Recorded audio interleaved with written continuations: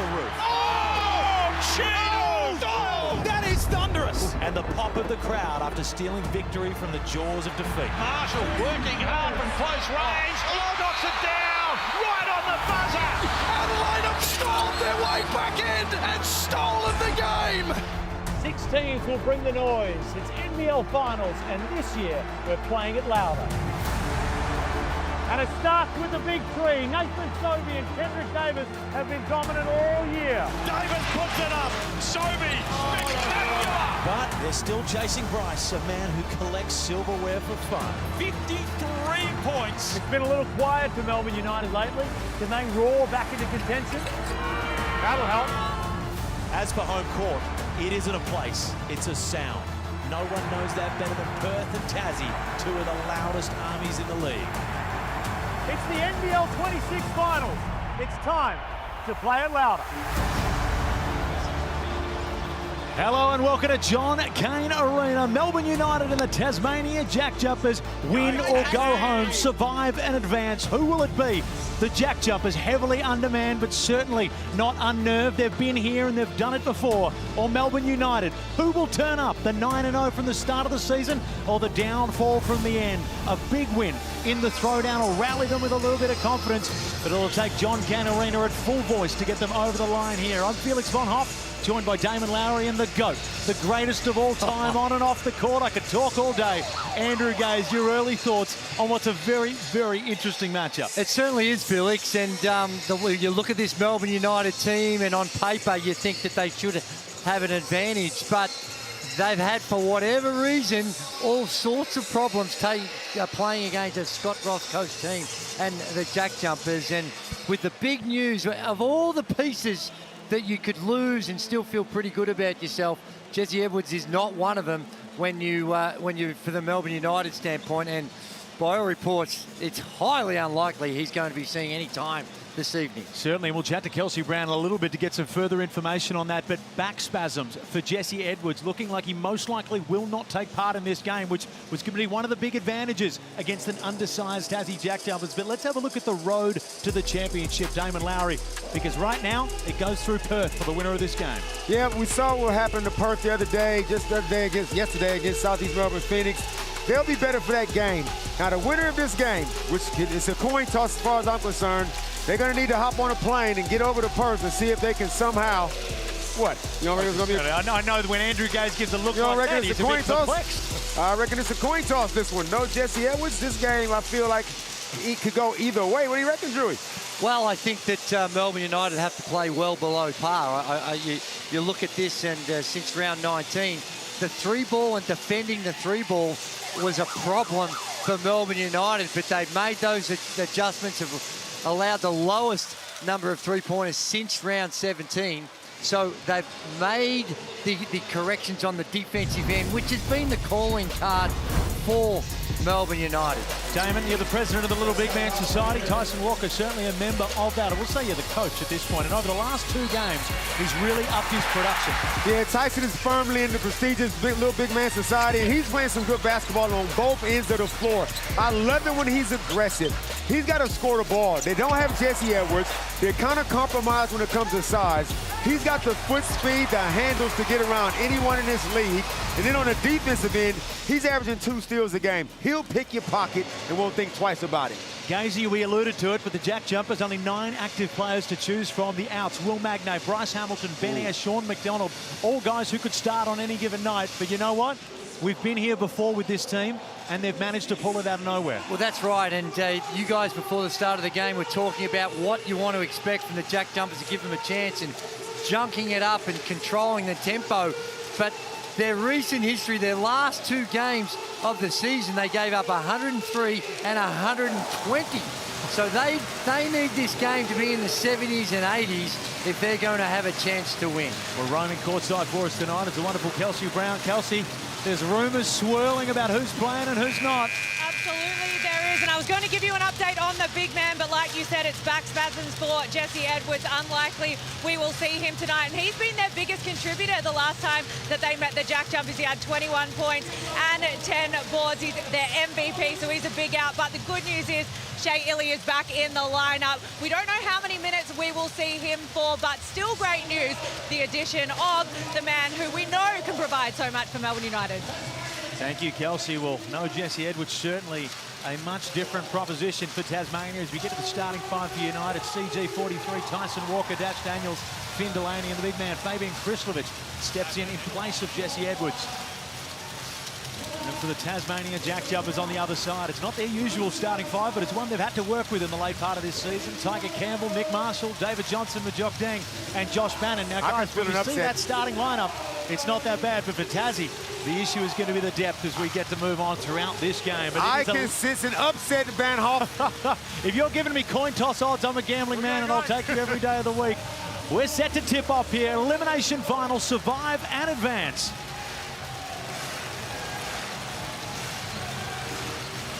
Johnson up top. Majok Deng, he's had some big games in this arena. 7 seconds on the shot clock. Johnson banks it off the glass. I guarantee you didn't call bang. But I also say that if you're a Melbourne United fan, you like what you saw on that play because the officials allowing a lot of contact off the ball. And that just, when you don't have great depth, it just wears you down, having to deal with that level of physicality. And Nick Marshall, he is throwing his frame around as Tyson Walker play ball to kick off proceedings.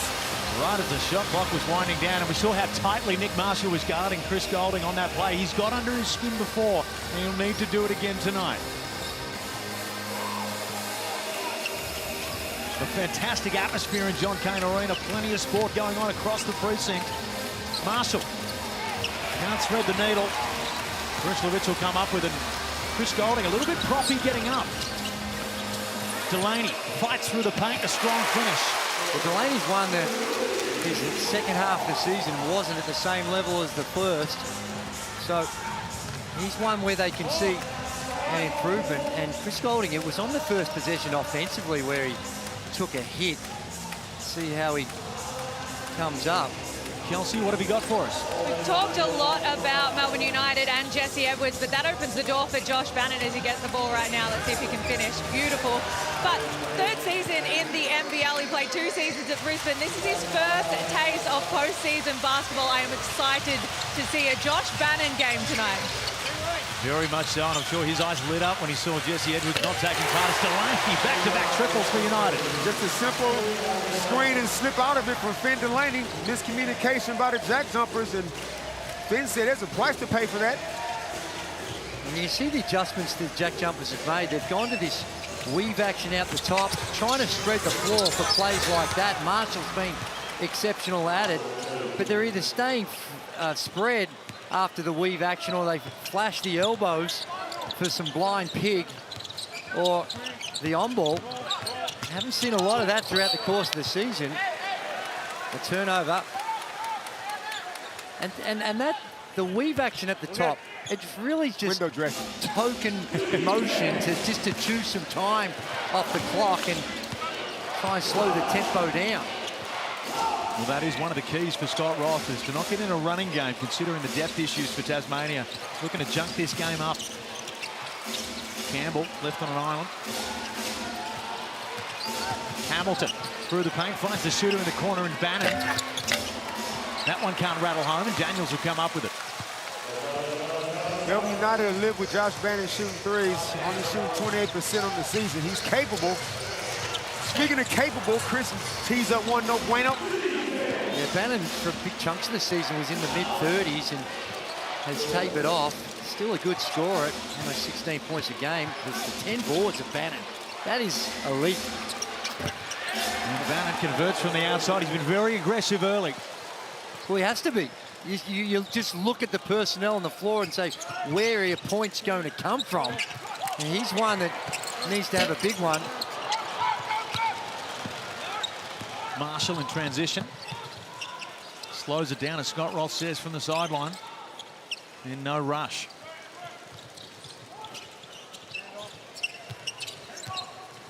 Nine seconds on the shot clock. Hamilton will have to put it up.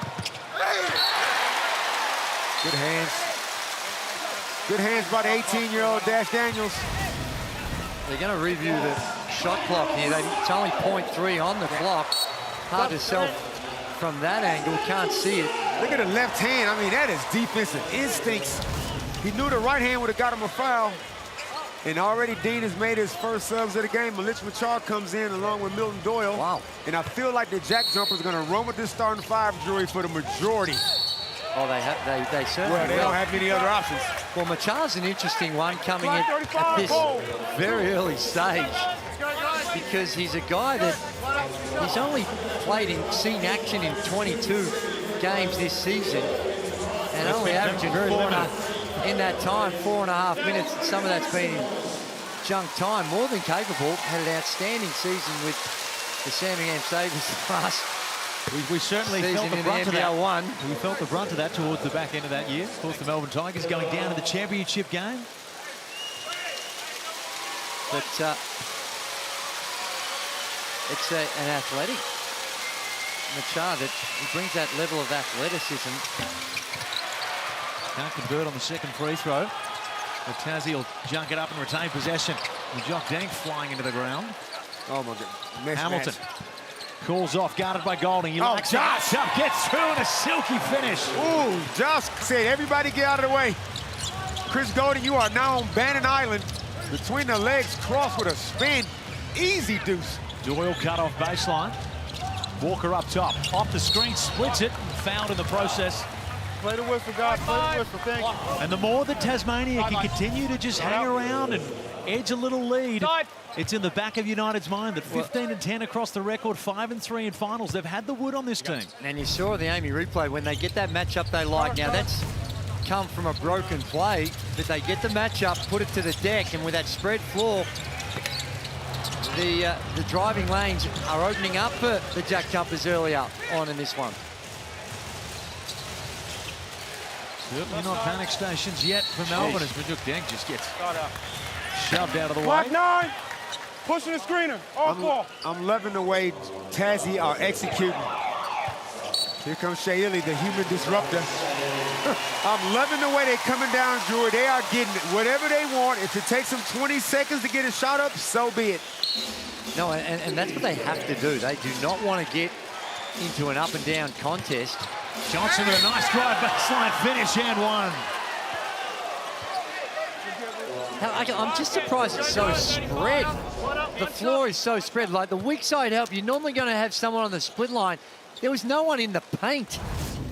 Damn, and that's DJ. just really conscious of locking in and just ignoring the help responsibilities. And DJ did the whole fake over your head and then rip through. I'm like, good grief. No, they got time on their side, the Jack Jumpers. They know they're going to all be out there for probably 37 minutes. Golding heavily contested. It often doesn't matter. It did that time. Kristovich with the offensive rebound. Shea Illy, his first game back from injury, tries his luck from outside. No good, but United will come up good again. Golding through the lane. Illy will have another go. That one's no good. Well, they're 2 of 8 from the three-point line. 8 is a lot when you've only had 9 field goal attempts. 8 of them coming from deep. And credit to the Jack Jumpers right now, heavily undermanned, but you're not seeing it. Johnson from the outside, can't add more pain. You got to send a double. Bannon left alone, down low. Can't convert that time. I like that matchup. There's nobody out there on the floor that can guard Josh Bannon. They just dodged the bullet on that occasion. Golding pulls up. That one's off as well, and United living and dying on the three-point line. And I think it's also a product of how the Jack Jumpers are playing defensively. They're trying to pack it in and almost daring Melbourne United to take those threes. Campbell drops that one short. Golding steps away, heavily contested, doesn't matter. Chris just buried his head into the abdomen of Nick Marshall and somehow got that one to go. He was determined to get his shot up.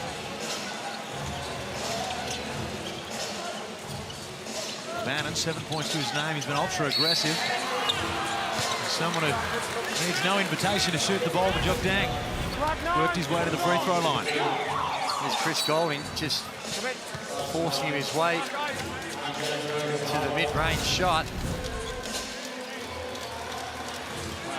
Well, make sure you get online, because there is prizes to be won. 6 teams, 1 champion. It's time to make your call with the NBL Finals Bracket Predictor. There's not many brackets left to fill out. And here's your chance to win one of 3 official NBL team jerseys. Predict every result, map out the road to the championship series, and back your NBL knowledge all the way to the title. Simply scan that QR code, select the winner in each stage of the finals, and you'll go in the running to win. And there wouldn't be a lot of people that even at this early stage would have predicted Tasmania to have the lead. No, I'm feeling upset. I felt as soon as Jesse Edwards didn't even come out of the tunnel, I thought the United are way too small now. In scoring, they're compromised. And this JackJumpers starting 5, they're seasoned. You throw Anthony Drimmick out there, there's 6. Brody Nunn is checked in. He's going to get some backup minutes for Tiger Campbell. And I don't know where the scoring's going to come from. This man right here got to get it going. Milton Doyle got to get it going. Well, when they had that win, the last regular season game, and it was a spectacular win over the Phoenix. And I think they made 14 threes in that game. They shot it really well. And that's what they'd be trying to repeat, but this has been a real slow start. Shot clock down to single figures. Nice pass by Doyle. That, to me, against this JackJumpers team, seems like a better strategy. Penetration, get 2 feet in the paint, and make decisions from there, rather than just playing on the 3-point line. Not a lot of rim protection down low. There's not a center or backup center as Jook. This is a turnaround. Drury, there's not a center or backup center on the floor. And if you're Melbourne United, when you think because Tassie is so compromised depth-wise that you would just pick up full court and just really speed the game up? Drimmick forced to throw it up. Well, they're trying to, but as you can see, the Jackies, so far, they're looking for shots in that last 4 to 6 seconds of the shot clock. And it really helps the JackJumpers' defensive transition. Shea Illy only on for a quick spell. Walker coming back in. Good. You'd expect Shea Illy to be on a serious minutes restriction considering his first game back, and what a difference he makes when he's on the court for this United lineup. They're going to be on an off-season restriction if they don't play their best team and get a dub. Another tough offensive possession for Melbourne. Tasmania with a 5-point lead, 2 minutes to remain in this first term. Johnson, single digits on the shot clock. Ding, that's where he loves to work from. Krebs will come up with the board. Get some really good looks out of it, though. I just don't like the way Melbourne United are just letting Tassie dictate tempo. Krebs with a nice pass over the top. A little too tricky with it for Bowen. The JackJumpers are out in transition.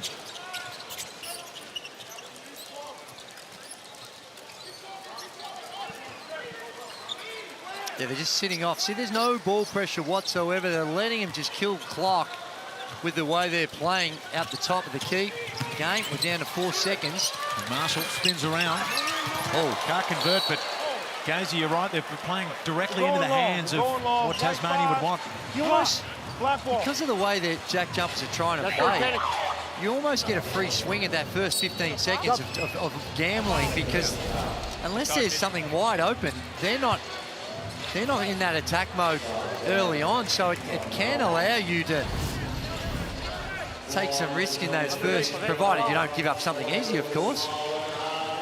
Scott Rolfe winning the coaching battle in the early going here. It's exactly how he said his JackJumpers lineup was going to play: slow, gritty, and ugly.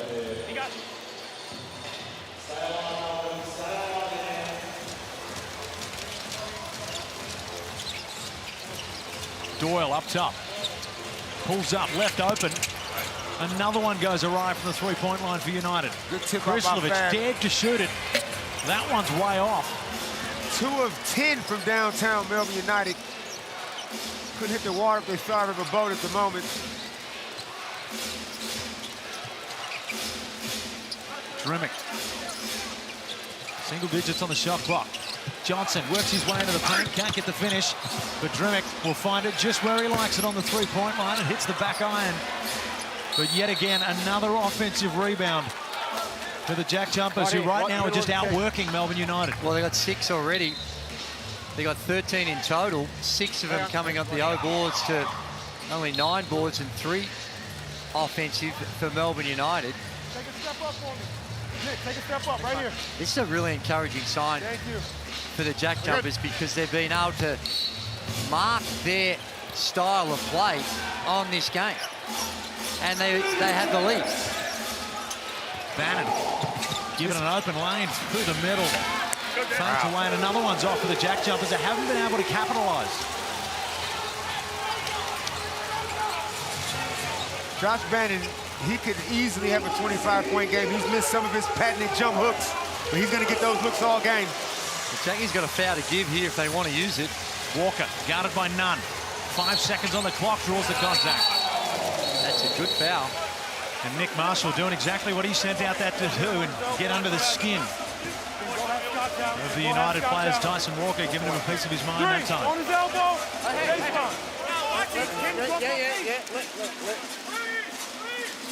Let us deal with it. Yeah. All right. Hey, walk away. Tyson, calm down. Thank you. This is exactly what... Big guy, step out there. Yeah, that's a Marshall there with a slap down. Nah, it wasn't on the head.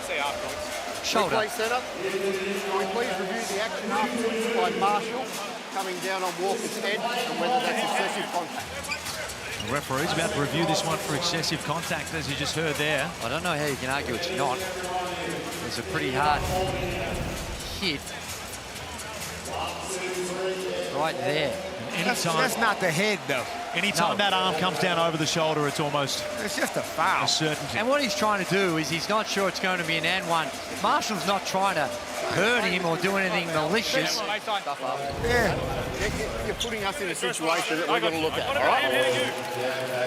That's a good look by the replay center. Baseline ball, let's hoop. And I love the call. It's a call I would have made, but it's a call I didn't think they would make. And especially in an elimination final, it's probably how you want to see it officiated. Krebs finds himself wide open, and finally, one goes down on the stroke of quarter time for Melbourne United, but they still trail by 2. What a quarter from the Tasmania JackJumpers. They came out and did what they needed to do. How will Melbourne United respond? The second quarter up next.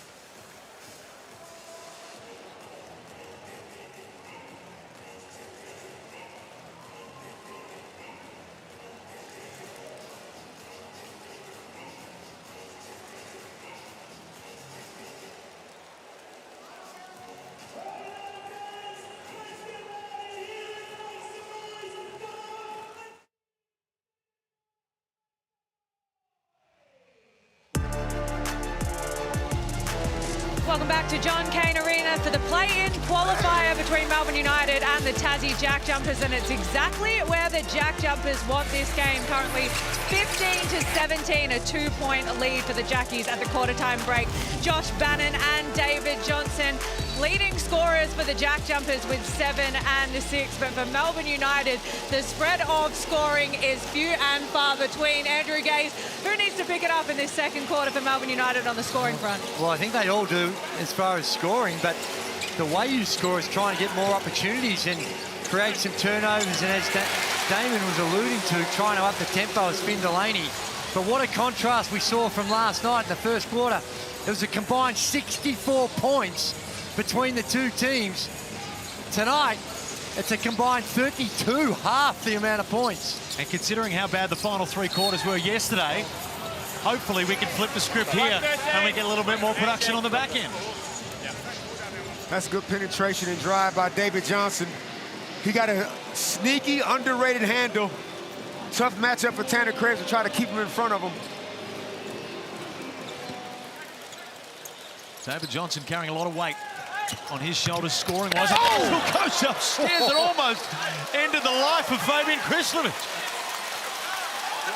The referee saw no contact in it. It looked to be a little body on body.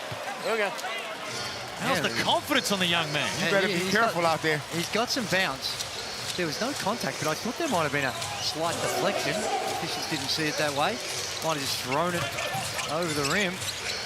Delaney once again using his body and size down low. Just being cagey. Well, Delaney just figuring out a way to score down there. Well, they've needed it. He's got 9 points now, 4 or 5 from the field. Delaney right now the only real avenue to production for United, and once again we hit the rear end of the shot box for Tasmania. Marshall can't complete that one. And they are getting some good looks too. Daniels finds Krislovic on the perimeter. Krebs knocks it down. Got hung up on that screen. Didn't fight through it, didn't switch it. Tanner Krebs came off in rhythm.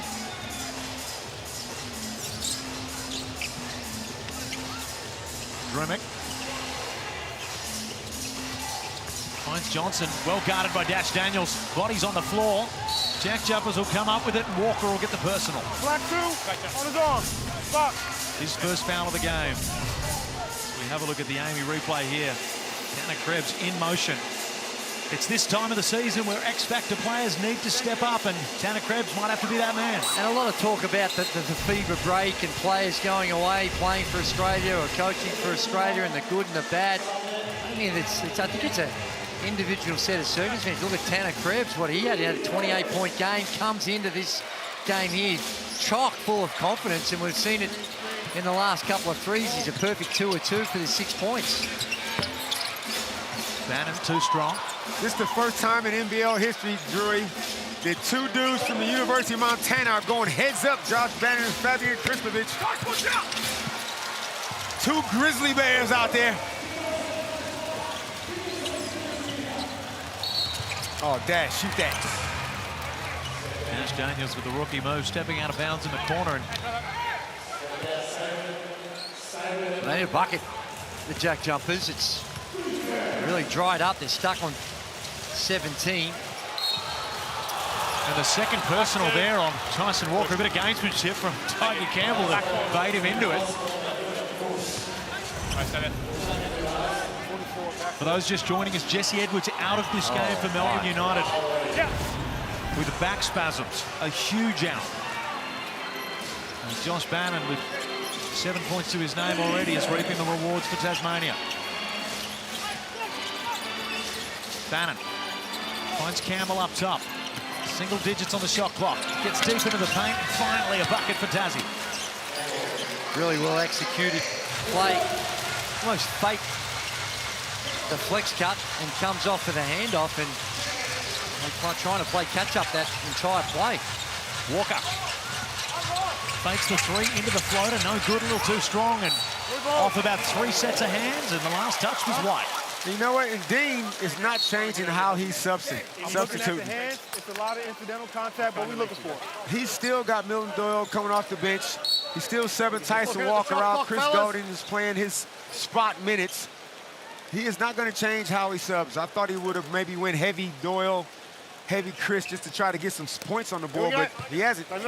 Kelsey Brown courtside. Interesting you talk about that, Damon. Shea Ely spends a lot of his time when he's off the floor on a bike, and it turns Dean Vickerman straight to him when he sees something that he doesn't like on the floor. So Shea Ely is really his spot fixer at the moment. So trustworthy. We certainly fixed that spot. Nice little touch off the glass. Yeah, Milton Doyle's an interesting one. He's only played 5 minutes in the contest tonight. Bannon, well guarded by Christopher. 8 seconds on the shot clock. United all over them. Now that's the type of defensive pressure we thought we were going to see earlier on. Clearly at the quarter-time break, Dean Vickerman's honed in on the on-ball defense, and it's forcing the JackJumpers into turnovers. And Too easy for Finn Delaney. That timeout for the JackJumpers. And when you see that defensive pressure, it just reminds me of what the late Dennis Cometti used to say, whom we lost this week, all over him like a cheap suit. He certainly did. He had a lot of those. Comediism. But concerning times right now for the JackJumpers. Well, Finn Delaney got 5 layups, 5 or 6 from the field, all 5 of them layups. Just getting on the rim, no restrictions. Well, let's go down to Leonard Copeland.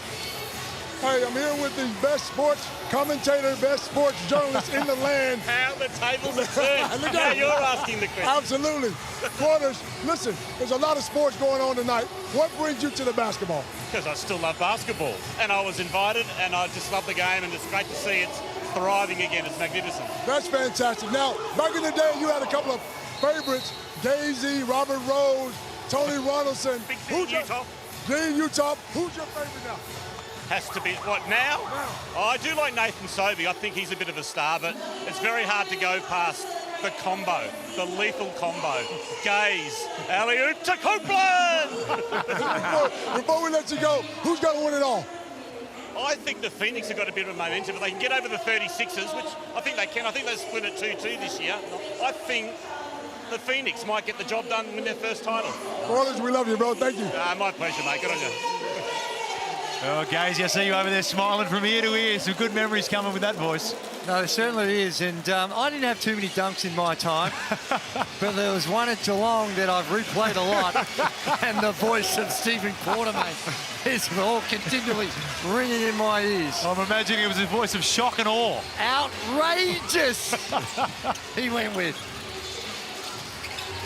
Melbourne United just getting a little bit of a grip on this game. Bannon. Marshall's going to have to throw it up. 1 second on the shot clock, tipped away and a turnover. Should shoot that. He's got to shoot that, Marshall. And a foul there from Tiger Campbell. Melbourne United asking for a little bit more, but they won't get it. Just making it look like we're talking about a play on the ball. Just making it look like we're talking about a play on the ball. Almost foul. A bit of behind the scenes there. The refs just trying to keep both teams happy. Make it look like we're talking about something. So they make themselves feel heard. I don't know if this is it's a combination of both. Tasmania's poor execution on the offensive end and shot making. But Melbourne United's defense is definitely cranked up, holding them to just 2 points in almost 5 minutes. Chelsea, it was Scott Roth's game in the first quarter. What did he have to say in the second? Yeah, that was just a reset timeout. He said, patience, it's not all happening in this second quarter. Don't worry about it. We'll find our rhythm. But he also looked straight at Bannon and Nick Marshall, and he said a sub is coming in the next couple of minutes. They have played every second of this game so far. Well, there is not too many bodies for that man to work through on his bench. 9 active players, a lot of guys that haven't seen huge minutes across their NBL careers as well, but if there's anyone to lead them into battle, you'd imagine Scott Roth is that man. Marshall steps back, cashes it. Well, that maybe just temper the rest that was coming. Nick Marshall's a young dude. He don't need a sub. He can play 2 quarters in a row. Here's your problem right here, Finn Delaney. Delaney with 11 points to his name. Illy deep into the paint, finds Delaney. Jump down, will chase down the board. Well, Juk Ding is another one. Well, they're shooting double Kobe from the field, 8 for 24. Juk's 0 for 3. Marshall, aggressive, foul.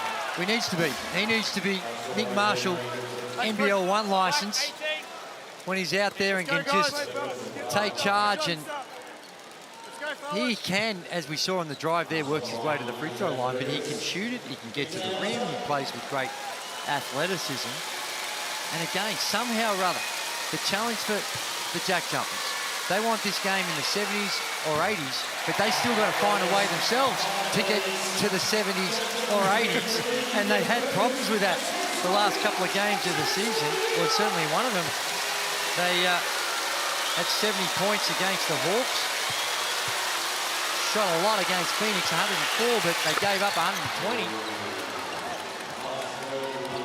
Who is going to get those points to get them to the 70s and 80s? Yeah, well, this guy right here, number 35, their leading scorer, getting 16 a game, needs to be way more aggressive, in my opinion. This just outworking Bannon there, will draw the contact on the rebound. I'm going to say it one more time because I don't like the non-reaction you guys gave me.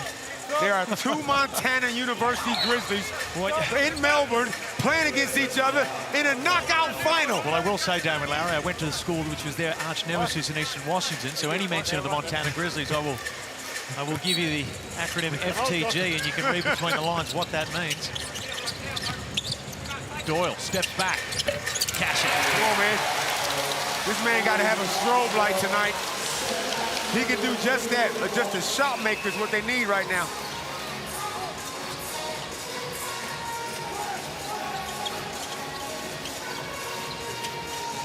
Marshall off the Bannon screen. Another turnover for the JackJumpers. Delaney out. Finds Walker. Easy finish.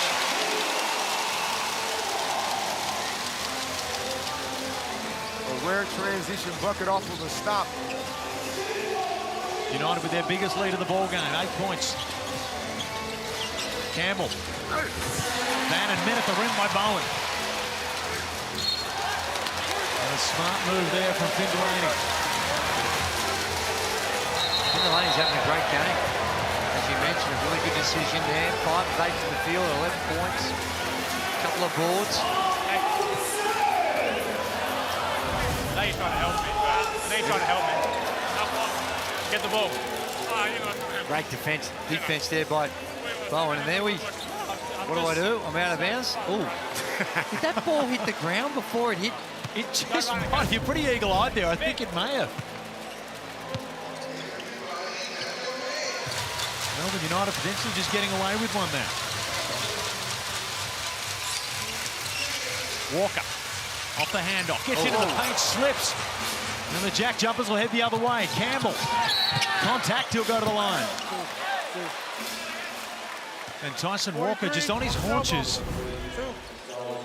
As we see the replay here, and slipped in some Powerade.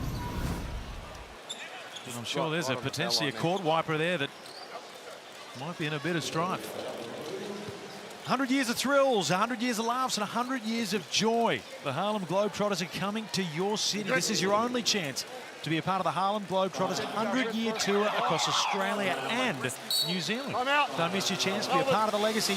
Buy your tickets now. Fellas, Melbourne United has a timeout to Melbourne with their biggest lead of the game. Starting to play the game on their terms, or is the ball just going in the hole? I feel like they've been playing the game on their terms.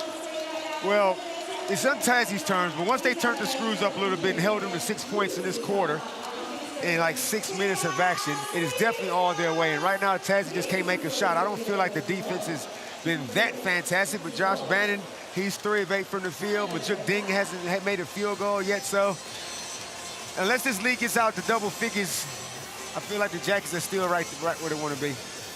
Well, thanks to Bunnings, young Hoopers got closer to the action than ever before. Bunnings courtside access delivered epic NBL game day experiences across Australia and New Zealand, giving the next generation unforgettable money can't buy moments with every team. Bunnings courtside access backing the next generation of ballers. And sometimes you look at footage like this and you never know whether it'll be used in a little montage if one of these kids makes it to the NBA, Gazy, or they end up playing in the NBL.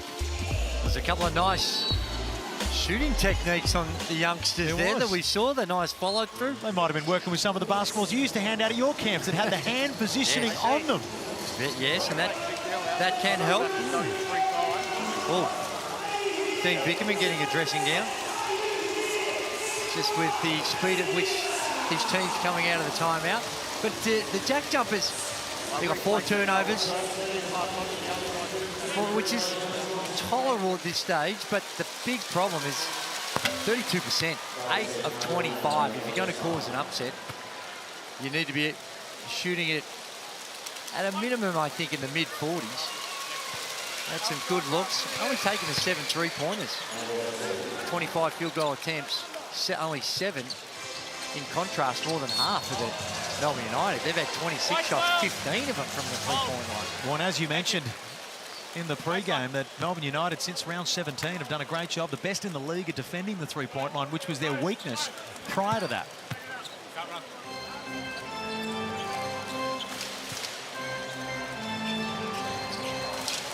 Six-point lead to Melbourne United, 3:30 remaining in this first half. Plenty of basketball to play. Survive and advance. Elimination final. Good hands by Tiger Campbell. It went through his legs. It went off your body and through his legs. Tiger. Kelsey, Scott Roth, he's usually full of words. What did he have to say? Yes, it's a very different looking Scott Roth at the moment. We know he spoke about coming into this game as the underdogs. That's a status that he loves, and having a free hit here. He is over the moon with how his team are going at the moment. In that timeout, he said, hell of a job. He'll be happy with that. He said, next 2 minutes, we just need to play at our pace, foul, discipline, and make sure we control the game. But he is over the moon at the moment. Hell of a finish there from Nick Marshall. With the pass over the top, CG43 yet to really get firing. I think Scott Roth is happy because the quality of shot that he's getting, they're just not converting, and he would have confidence across the contest that that'll even out. And you see here, Tiger Campbell in no rush to get proceedings underway. Pulls up from the outside. Can't convert. Bannon will chase down the rebound.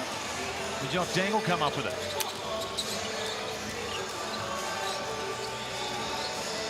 Johnson, shot clock winding down, guarded by Golding. Deep into the paint, a strong finish. Underrated handle, can get to his spots, can put the ball on the floor and just get on the rim.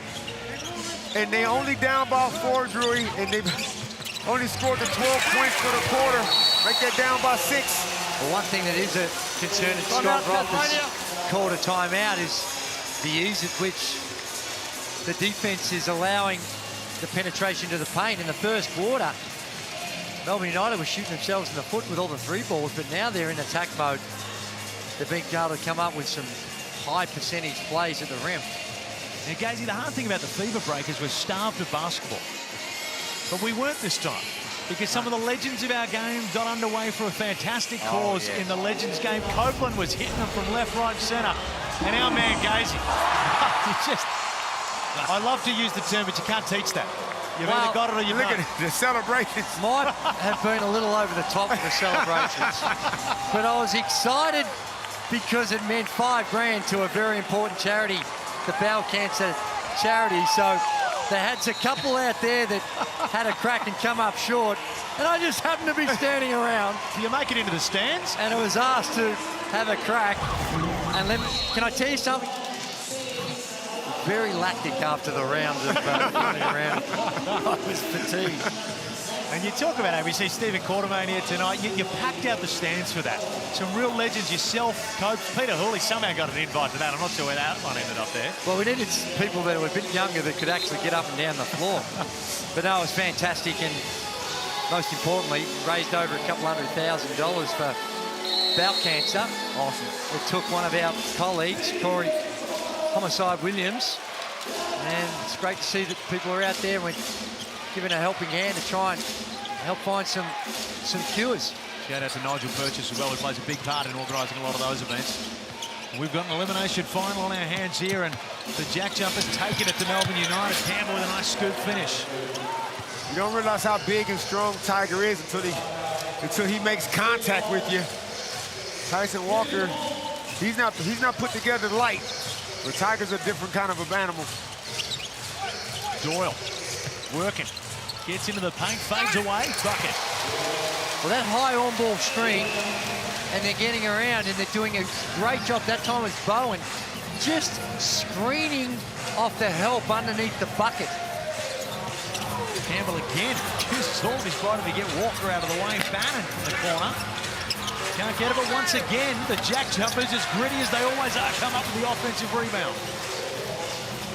Tiger Campbell will physically maul you as he's going to the basket.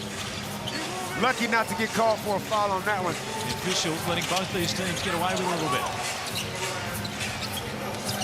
Doyle, 7 seconds on the shot clock. Heavily contested, doesn't matter. Class. Guys will score. All those years and all those times we said that he didn't shoot it enough in this particular roster, in this particular situation, he knows he needs to get some shots up.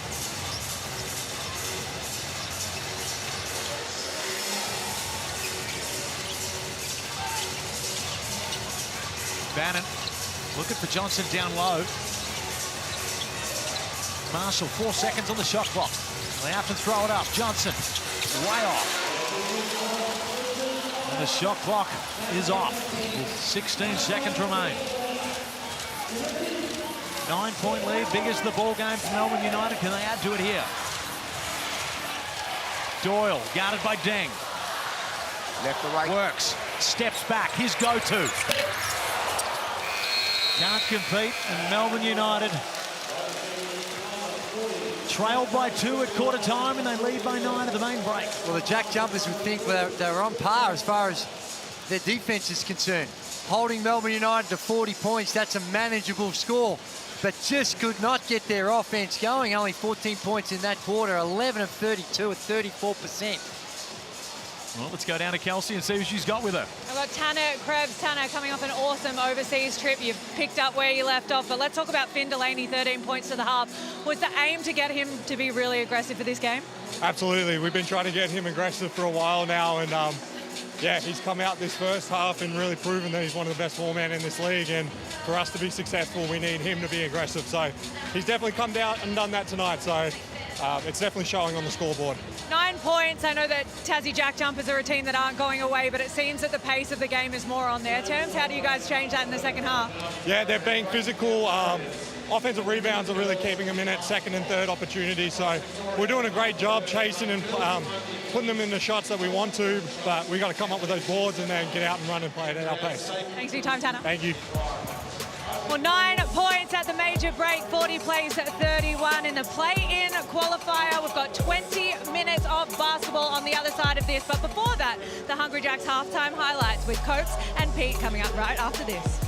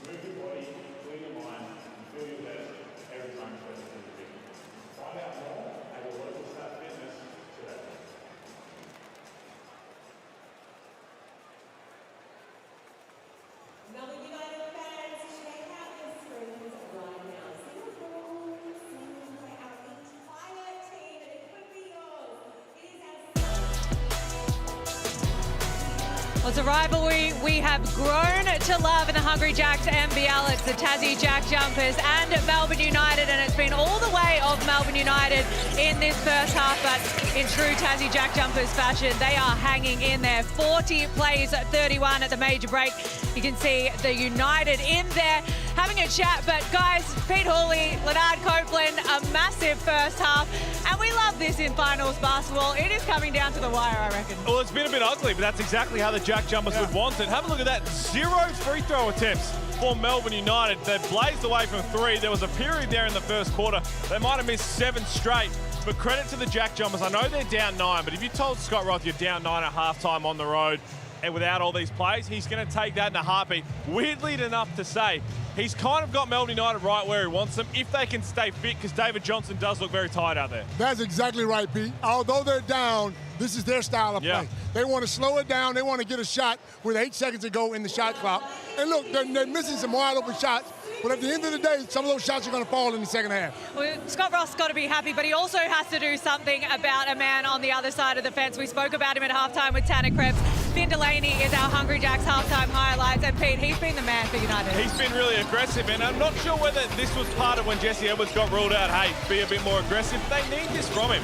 All the times when Melbourne United have played well, he's been aggressive, not necessarily putting up the numbers he has in this first half, but at least looking to score. But you also say that about Scott Roth, Kels, to try and slow him down. I think Scott Roth's okay with this. If Finn Delaney's their leading scorer at the end of the game, and it's not Chris Golding, Milton Doyle, or Tyson Walker, I think you'd be very thrilled. You're on fire today. Thanks, brother. Exactly what I was going to say. But on the other end of that, he's shutting down Ding. I mean, Ding's over 4. He's playing great offense, 13 points, 6 of 9. But on the other end, he's playing great defense. And if he can contribute like that, Melbourne United got a good chance of winning this. On the Blackmores, a player profile there, he's shooting at 66% from the field. But a man on the other side, Nick Marshall, we knew that he was going to be very important for the JackJumpers coming into this game.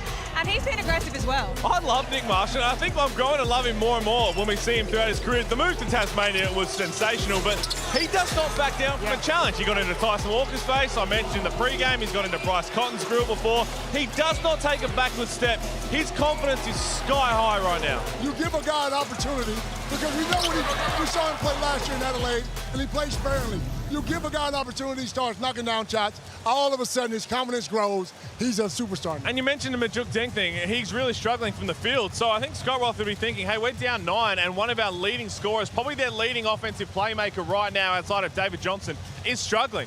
We're right in this. We know that there's antagonists all across the NBL, but is Nick Marshall a sneaky Yes, he is. antagonist? I think he's starting to really enter that realm. We know that we've got Sean Bruce in there. We've got those ones that we all grow to love. You love them as your teammate. You hate playing against them. Nick Marshall's trying to put his hand up and take this crown. And the best thing about it is his offensive game is going to another level. So if you can score and talk a little trash, you're getting the job done. Ben Ayer's been rubbing off on him in that Tassie JackJumpers environment. But let's talk about the road to the championship. Now, Pete, this is your wheelhouse. Take it away. Well, I think we've got it now that we've got a 1 result. It's a little bit easy to understand, but put simply, whoever wins this game is going to head over to the West, play the Perth Wildcats on Saturday. To whoever wins that one is going to go and play the Sydney Kings in a playoff series, and then we get on Tuesday night Adelaide and Southeast Melbourne in the other. And we spoke about Perth. Perth were horrible last night, and they know it. There'll be a much different team in Perth once they got their rest and they have that chat. They'll have some pressure on them, though. There'll be a little pressure on them, but they'll play much better. I'm going to throw Damon Lowry under the bus. He actually said that whoever wins this game doesn't win the next game anyway. So don't go anywhere. We've got 20 minutes of basketball and the Hungry Jacks NBL coming up right after this.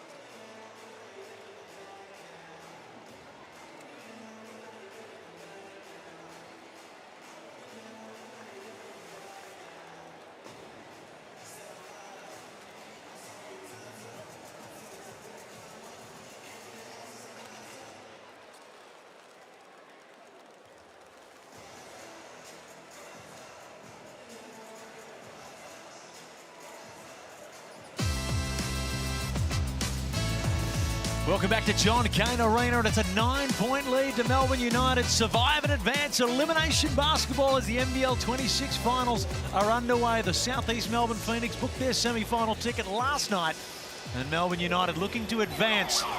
And Tassie, if they can fight back to a matchup with the Perth Wildcats. So it is all happening here at John Cain Arena, but it's interesting. Do you think for the most part the game's been played at the slow Tasmania pace? Sorry, Damon, but it certainly has. But the issue with that is that they've got very few cheap buckets, and that's why they're only shooting 34%. So they need to play that way, but somehow or other find a few easier buckets along the way to keep that scoreboard ticking over. 31 points and a half is not going to get it done. 31 points and a half is putrid. This is it's too slow. I mean, you still got to score points to win. You're not going to win in the 50s. I know you want to score low. Though, Damon. But Drew, they got to get up and down a little bit. They took the air out of the ball, but what do you reckon, Dean? Tassie's taking the air out of the ball. You guys thinking about speeding them up a little bit? Yeah, I'm not sure if we want to go pressure them at halfway. And so I think just building the wall right now is the best solution for us. Taking 10 seconds off the clock, and then you got to play the last 10 seconds of the shot clock. So hopefully we're rebounding okay, but we haven't created any pace or any free throws right now. What's been good for us is just putting our feet in the paint and getting twos right now. Last one, Dean, 20 minutes away from the next round. That's all right. Have a good one. Dean said, I had enough of that garbage. He heard one question, and he said, you're going to sit here and tell me, a championship winner, how to coach? That's fair. No, but it was interesting what he said, though, because we mentioned that in the first quarter, how they were just building a wall behind the ball, really weren't pressuring the ball at the halfway line. And it seems like he's happy with that, and he's going to stay with it like we see right here. Dean Vickerman's over there scratching his ear. I think somebody might have turned the volume up to 100 in that little earpiece, and a good start there from Tassie. Yeah, Josh Bannon got to just get more efficient. 4 of 10 now, because he's got every kind of look he wants. Some of his favorite shots just hasn't gone for him. The JackJumpers, so much success in this venue. Golding short there on the three-point attempt. Marshall tries to thread the needle and doesn't get away with it. He's got to attack on that one. That was always going to be a tough pass. And Marshall's just got to go until the defense stops you. It was sort of a 2-on-1. There was a trailer coming in. But the rule is, and you teach it at the juniors, is you just keep attacking until the defense stops, and then he stops you, and then you make the pass. Tyson Walker will work his way to the free throw line. His production over the last 2 games, and Chris Golding said it in an interview that they've said to him, hey, we know you're a great defender, but you need to open yourself up on the offensive end, and we've seen just from field goal attempts alone in the last 2 games that he's really taken that on board. I don't think that's an issue for him scoring. Just gotta pick his spots, that's all. But right now, in a low-scoring game, this 9-point lead seems bigger than what it is. Well, I actually think Nick Marshall needs to be more aggressive. He's only had 6 shots, 3 of 6, and with this lineup on the floor, he can find his way to the rim. I think more score than pass. Daniels dared to shoot. Travels in the process, was in 2 minds. It's a double dribble. First one's a dribble, then you pick it up. Pretty rare call these days. Dash just being too hesitant to let that 3-ball fly. He's actually shooting a good percentage from 3. Yeah, he doesn't. Only takes the wide open ones. Johnson has position, finds Bannon. Strong finish.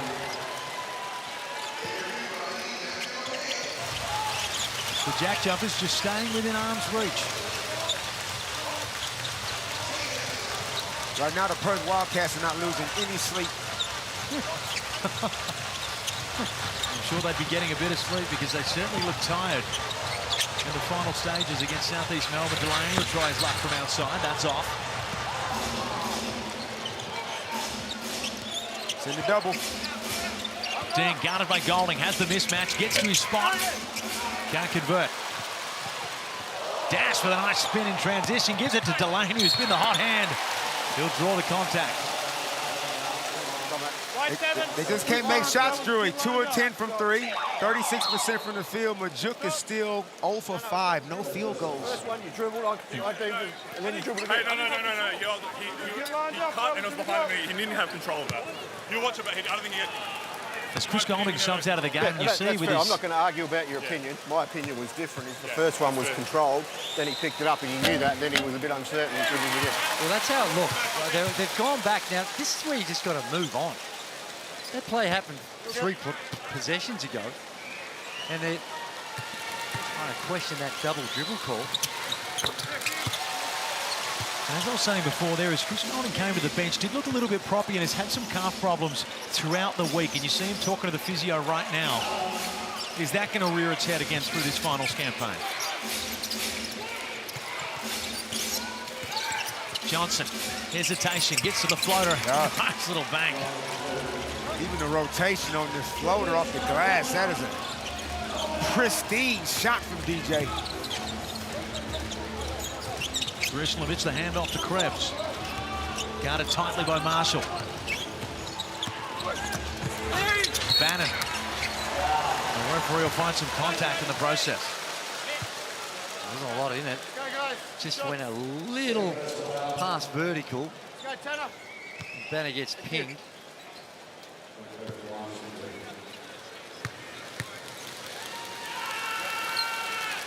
Well, here's your chance to win a Mitsubishi Outlander LS Black Edition.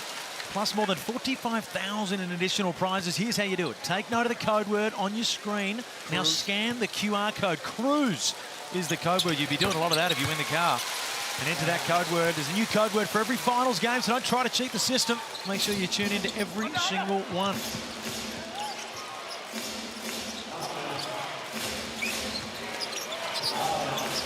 Nine-point lead to the home team. Is he looking to eat into it? The victor sets up a matchup with the Perth Wildcats on the road. The loser heads to any one of the various destinations that the players spend their off seasons. I'll tell you what, I'm just watching Dash Daniels and his defensive stance and his activity off the ball. This dude was just born to play defense. His offensive game will eventually mature. Only 18 years old, but you watch him on defense, you get nothing easy when he's on you. And he's got the physical side of things to also compete with some of the bigger bodies that are out there. Bannon's pull-up is off. Krebs left open. Back iron.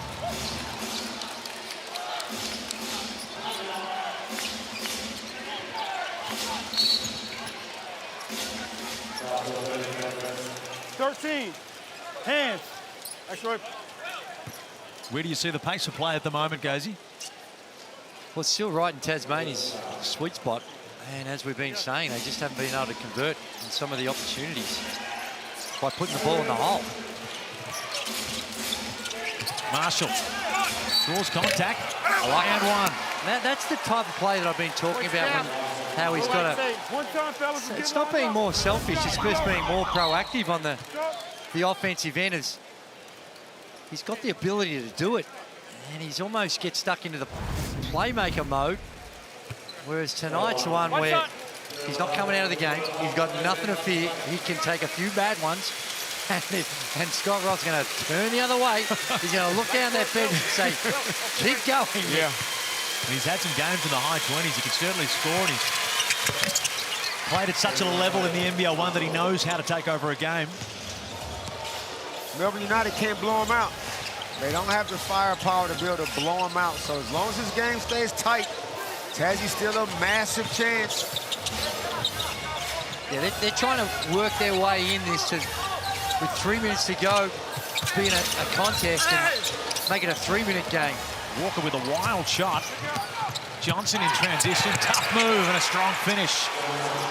Kelsey, have you got an update down there? I do. You said it was a calf, but it's actually a cyst in the back of Chris Golding's knee that he's been dealing with all year.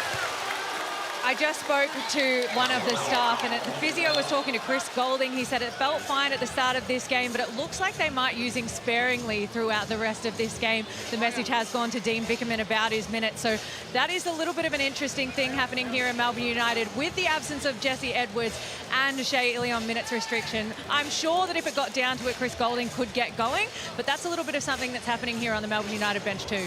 Am I a bit hard done by? Cyst in the back of the knee, calf. I think it all sort of joins together at some point, doesn't it? It's in the general area. Skeletal system, and 3 fouls on Walker as well. So Melbourne United with some issues. I know I'm not taking Milton Doyle out of the game for the rest of the way if I'm being Vickerman. And DJ gets on the rim once again. Back-to-back lefties. Actually, he was righty last time. But easy layups for DJ. JackJumpers have cut this 9-point lead to 2. Almost halfway through the third term. Delaney works through the body of Dang. Too big and too strong. Well, he's single-handedly leading the way. 17 points now. And the mid-range is really good, but when he puts it to the deck, he can play bully ball and just overpower a lot of these JackJumpers. JackJumpers just playing the game on their terms in no rush. Marshall gets past Bowen. Now finish. Doyle pushes the ball. Can't finish, and Marshall's out the other way. He'll draw a foul. Frustration foul. Blue 35, reach. Yeah, that was a frustration foul on Milton Doyle. He thought it was foul right there, but it looked like it was hands straight up by Josh Bannon. Oh, that was beautiful defense by Bannon. Almost a similar play that we saw the exact possession before when Marshall went to the bucket to stay vertical. Melbourne United's advantage of depth. Not as they came into the game. Jesse Edwards out with back spasms. Chris Golding, according to Kelsey Brown, assist in the back of the knee, potentially going to play limited minutes in this final stanza. But they're not asked to play with a lot of energy. There's hardly any motion in that by the JackJumpers. On the offensive end, they can get a fair bit of rest. Nice pass from Doyle. On the arm where you shoot the defender's straight. He's still playing the ball. It's not excessive contact. It's not excessive contact. Don't you dare go to the replay center with that one. And there's also contact afterwards. Okay, so do you want to review it for the hold around the back? The hit on the arm is playing the ball. Oh, no. Okay. Replay center. I have a normal foul for the hit on the arm. Request to review the play for not playing the ball with the hold around the back. Well, it wasn't really a hold.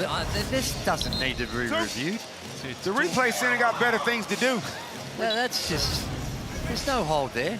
It's always tougher to see in real time, of course, but I'm sure the replay center will quickly dispose of this. He reaches in. Normal It's a foul. It's a clear foul. It's a smart foul. White Well, it seven. is. Hit. 2 shots. And they Here we go. You're asking me to wait. come to a Common good sense decision. prevails. Yes.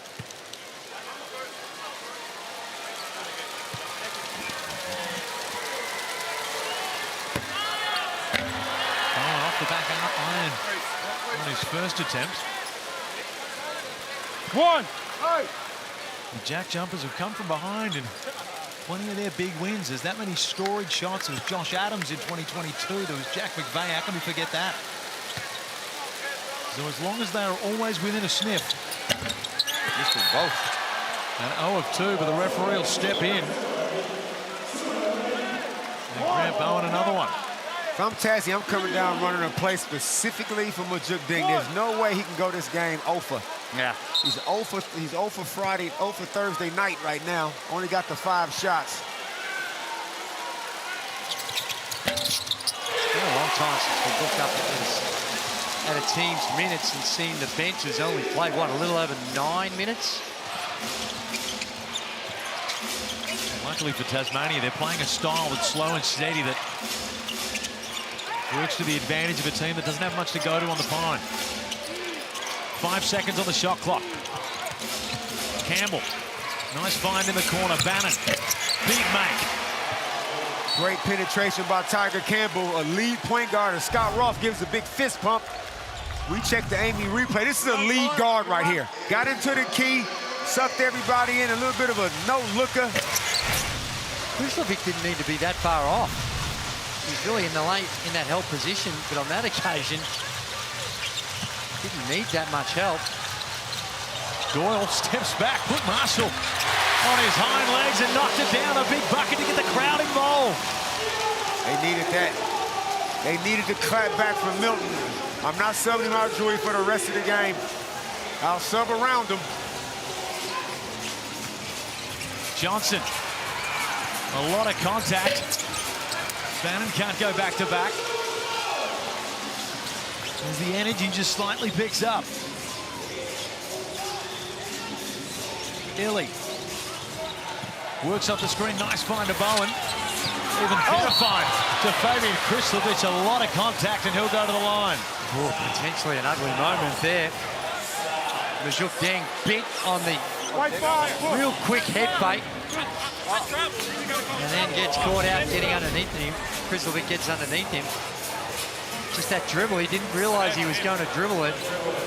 Probably didn't need to jump there because Krislovic, not the type of player athletically to go down and throw down a hammer down the middle of the keyway, is he, Dave? I don't think I've ever seen him do it.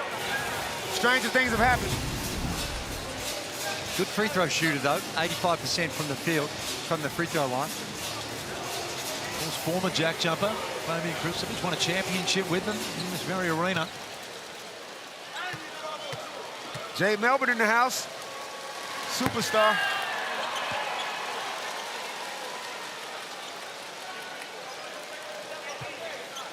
Five-point lead to Melbourne United. The JackJumpers playing the game somewhat on their terms from a pace perspective.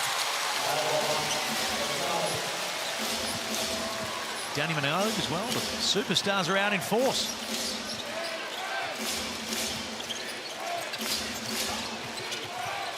Campbell works deep into the paint, guarded closely by Ellie, who draw the contact. And Tiger is a bully. Tiger is a point guard bully. Rock solid handle. Can penetrate, can get the spots on the floor whenever he feels like it. Once he gets into the key, he just uses his size and strength. Chris Golding has made his way back to the bench after getting worked on out back for the last 5 minutes. Campbell off on the first, and burgers are up for grabs.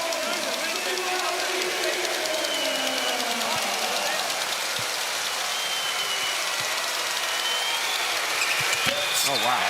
0 for 2, and no one is going home hungry. The code word is grill. And it may seem trivial, but any way you can get the crowd involved in this game and feeding them is one way to do it. It's arena real hard to generate much emotion in the building because of it's just been a slump. Slow down, very little transition opportunities for either team. And it's been a grind. And a credit to Tasmania. That was how they wanted to play this game. It's how Scott Roth said they wanted. It was the only way they were going to remain a chance considering the roster issues they've had through injury. He's coaching brilliantly so far. Delaney. He's been the shining light for Melbourne United so far. Gets into the middle of the paint. Too strong, and you'd expect that they should continue to go to him. Good grief. Finn Delaney just says, you can't keep me from getting 2 inches from the rim. You just can't do it. Marshall through the middle. Deng on the outside. Bottom of the net. They always seem to be able to come up with a big bucket. Just when you think Melbourne United are getting away from them, they come up with a big-time shot. And that time it was Majuk Deng with the 3-ball. Cuts it to 6. 6-point game. Anyone's game. Survive and advance elimination basketball. An off-ball foul called there. Deng's been asking for it for a couple of those post-up situations, and he finally gets it. Have a look. Oh, that's... That to me is incidental contact. Yes, that's big boy basketball, if you ask me. In the days that you guys played, there was no way on earth that was going to be called, but the game has softened up a little, I'll admit that.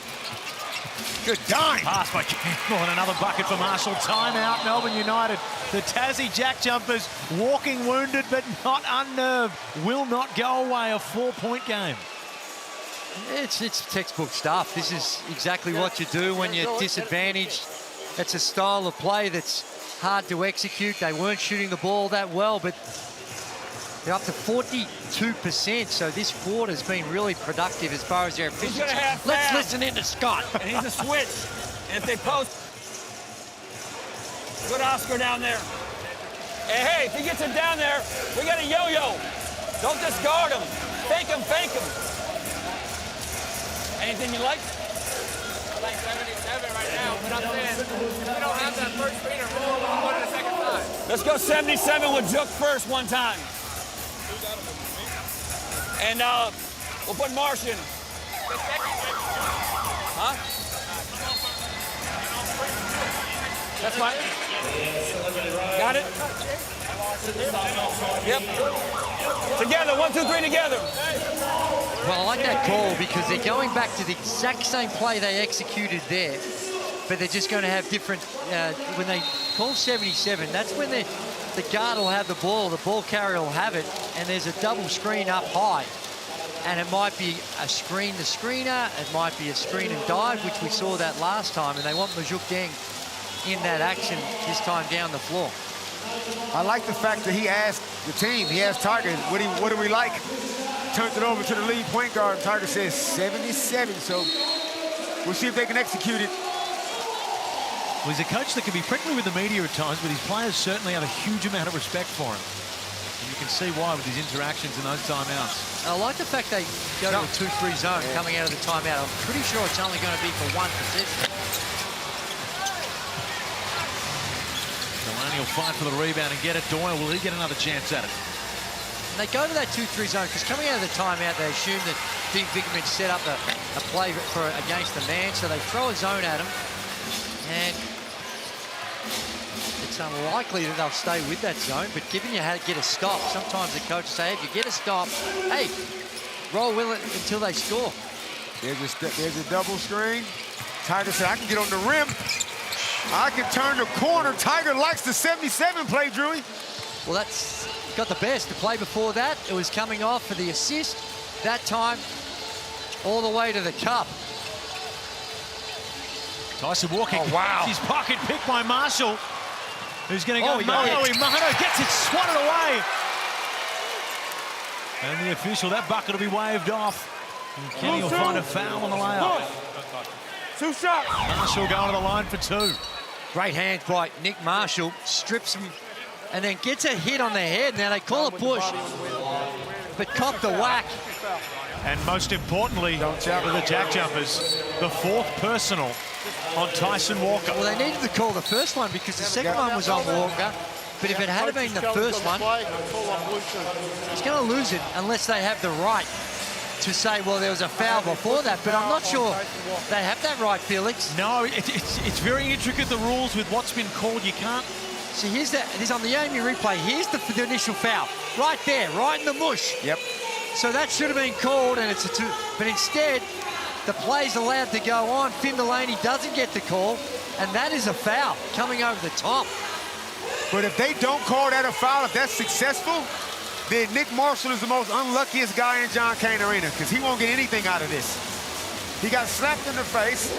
Well, it did feel like a late whistle, so unless the whistle was incredibly late and they did call the first foul. No, they didn't. They called it on Walker. That's why he's challenged it, because it's going to be his fault. And the challenge is going to be unsuccessful, and you're right, Andrew. Challenge is unsuccessful, call on Blue Shoe stand. And you do open a can of worms if you allow them to change based on other activities, but in situations like that, when it's common sense, you'd love to see it. It's too harsh a penalty on Walker when there was a clear foul early on. But Ken Winston was on the other side. He just had no angle on it.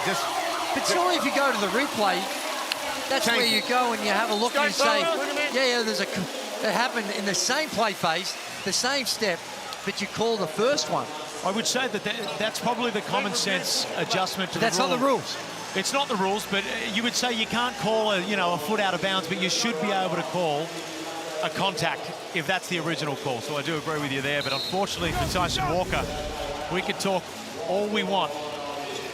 That's the original foul. We're the only ones that saw it. Well, Scott Butler, can you talk us through this? Because obviously, even though there was a clear foul before, that can't be called on review, can it?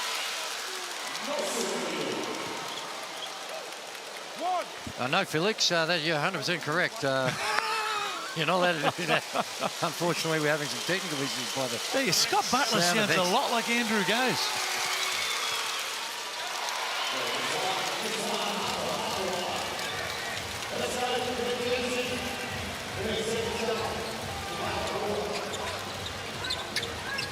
Doyle, nice pass to Chris. Travel. Scott Roth, he's been calling for a travel on a couple of possessions, and he gets it that time. And with 28.5 seconds remaining in the third, the JackJumpers have a chance to lead it at three-quarter time after trailing by 9. We're running the 777 play, Drew. They're all up there for screens. This is all about Tiger. And they're going to go to... He's going to the line. And both teams in the bonus, so Tiger Campbell will work his way to the line. And remarkably, to potentially take the lead for Tasmania. They led by 2 at quarter time. They trailed by 9 at half and potentially going into the final stanza with the lead. Gee, 2 of 5 now in the game. These are the ones you need to make when you're playing catch-up. And this is for a guy that's a 82% free throw shooter on the season. We are all tied at 55 apiece. Winner advances to play the Wildcats. The loser's season is no more. Shot clock is off. 10 seconds remain. Doyle finds Golding. Nick dodged the bullet. Nick Marshall went under a screen. And a rebounding foul will be called. Finn Delaney will look to go to the stripe. White number 2. Even though Chris Golden isn't 100%, you cannot let him come off a pin down that wide open. And that's Brody Nunn just trying to do the right thing. Outsized on the box and trying to box out, but just a little too aggressive. It's one of the tough ones. You'd rather have these guys that usually sit towards the end of the bench out there, at least getting fouls hustling, but a costly one. And Finn Delaney, season high of 21, has the chance to equal that at the free throw line. Tommy Wilson comes in for Milton Doyle. And that's just to try and protect Milton, who's got the 3 fouls on this last possession. Tommy Wilson, one of the heroes of the Australian team in that campaign against the Philippines and Guam. Impressive basketball nation. Had a double-double in the first game against Guam. 2 seconds on the clock. Marshall, we get one last look at it. It'll be after the buzzer. It'll go in, but he took a little too long, and it is a 1-point lead in the elimination final to Melbourne United. A massive final term coming up next.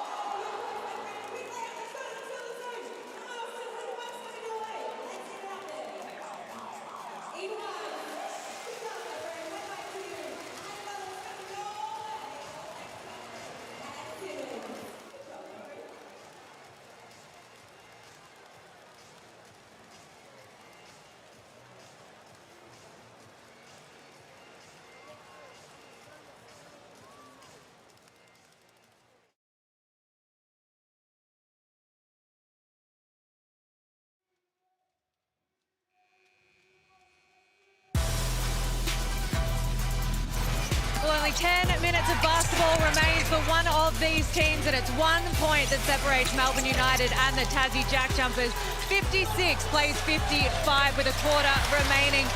And it's all about the backcourt woes for Melbourne United. The rotations issue could become a thing that plays and writes its own story here in the fourth quarter. Chris Goulding definitely not 100% with that knee soreness.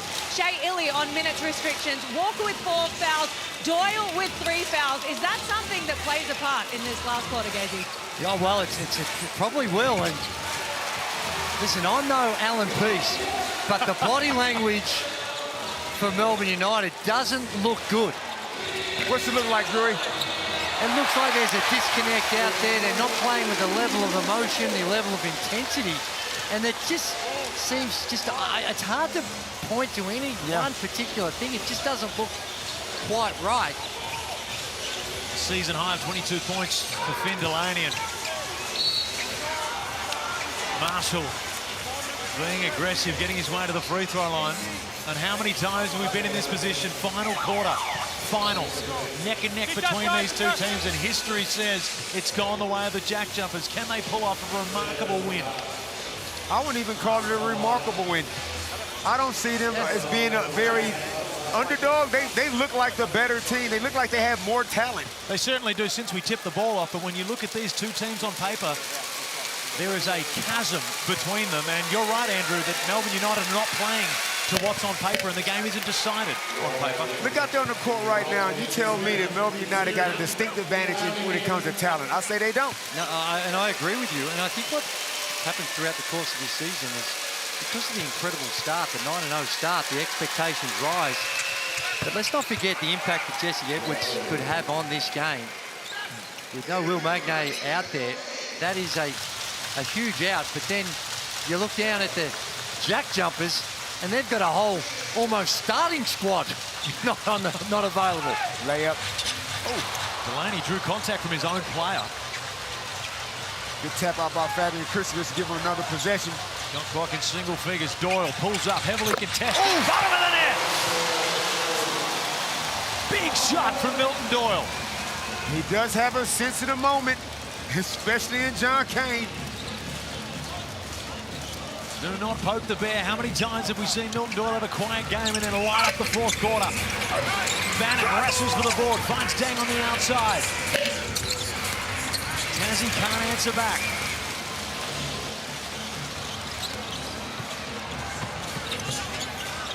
Delaney off the iron. Goulding looks proppy. He'll come up with a rebound. Nice pass to Delaney. Time out to the Tasmania JackJumpers. 63-57.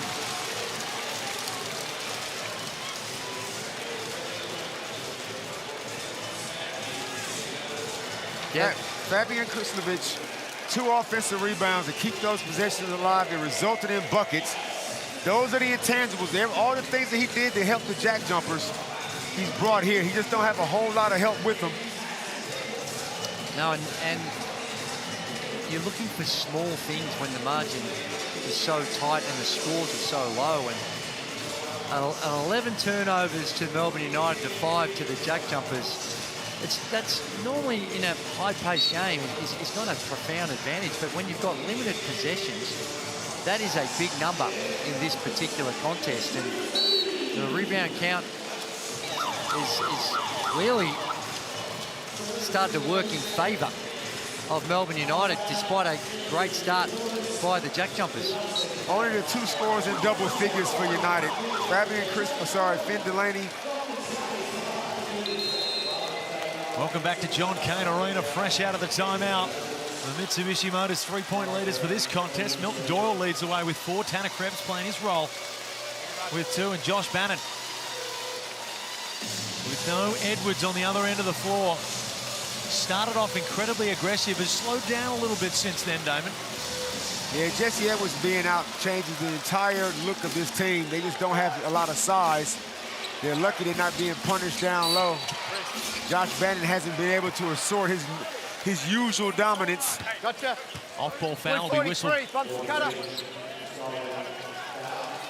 on Josh Bannon. Kelsey, what did Scott Roth have to say? Well, Gazy, you just mentioned the rebound count, and Scott Roth was all about that in that time out. Josh Bannon pre-game told me that in the last 4 meetings between these two teams, the team who has won the rebound count has won the game. Obviously, at the moment, it's swaying in the direction of United, but for Scott Roth, that is a massive focal point in this last 8 minutes.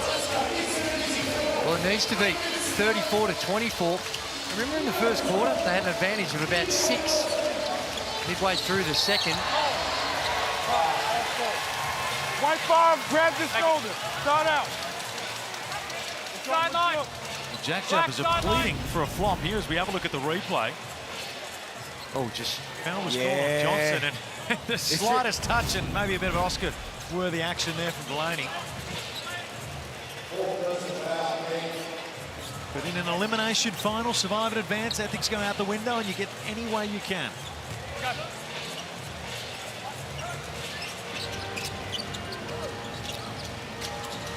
Doyle up top. Golding off the screen, heavily contested. The JackJumpers with a chance to eat into this 6-point lead. And you know what? I'd have a steady supply of playing through Finn Delaney. He's 24 points, tops his highest ever score for Melbourne United. But he's done it so efficiently, 10 of 16. Bannon looking to go one-on-one to Krislovic. This is a mismatch. Gets into the paint, hands in. Like Josh Bannon could have a 30-point game. He has missed. He's 6 of 15. All of his shots have been shots he normally makes. And I'm with you, Drury, by going through Finn Delaney because Juk is on 4 fouls. Majuk Ding's got the 4 fouls. Scott Roth does not have. He could put Drimmick in for him, but he doesn't want to. So I want to make Juk have to defend. Yeah, and he's been able to do it in a variety of ways tonight. Finn Delaney, but when he's looked his strongest, he's just powering it to the bucket off the dribble. And run that little misdirection kick to him in the wing or in that dunker spot and let him go to work.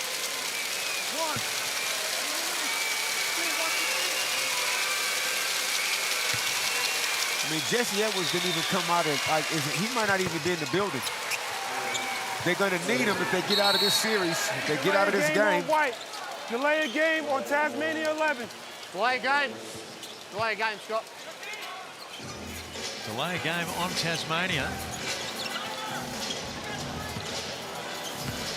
And a 4-point lead, a little over 7 minutes remain in this final term.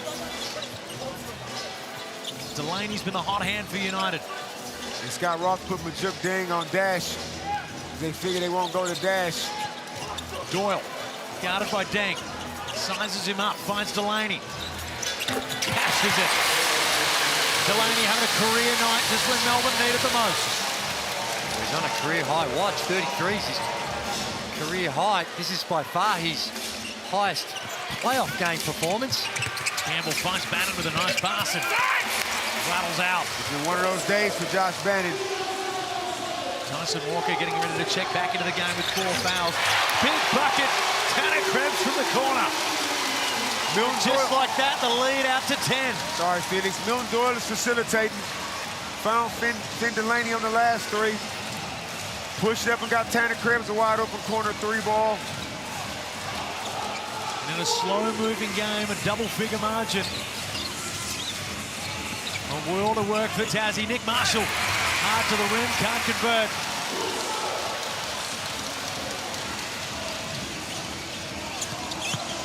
Doyle gets it taken away. Marshall out in transition. Nice finish. Great hands by Bannon down the other end. Stripped it clean. And heads up play to see Marshall streaking down the floor for a cheap basket. Have a look at this. Strips him clean and recognise that Marshall's got the advantage.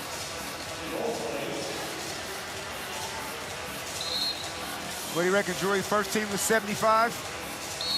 Oof. Melbourne United not far away from that. First team to 80 certainly will make it hard for the JackJumpers unless they are the first team there. Every defensive possession bigger than the last for the Jackies. Krislovic finds Krebs on the outside. Way short. How many times do you airball it across your career, Drew? There's always a few of them. I took a lot, Felix, so some of them... By law of averages. The radar just not quite there. Because when you're rushed, that was a little rushed. Trying to get that one off too quickly, Fred. Campbell with a nice pass. And United will wrestle it away.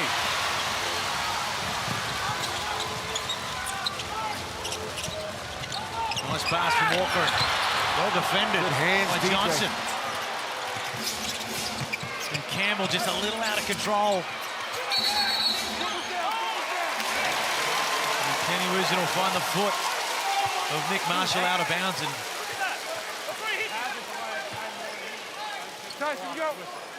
Tiger Campbell disappointed with himself on that transition play. He had options, just kind of... You sung the praises of Tiger Campbell for being a guard that just looks after the ball, a real true point guard. He does, only averages the 1 turnover on the season.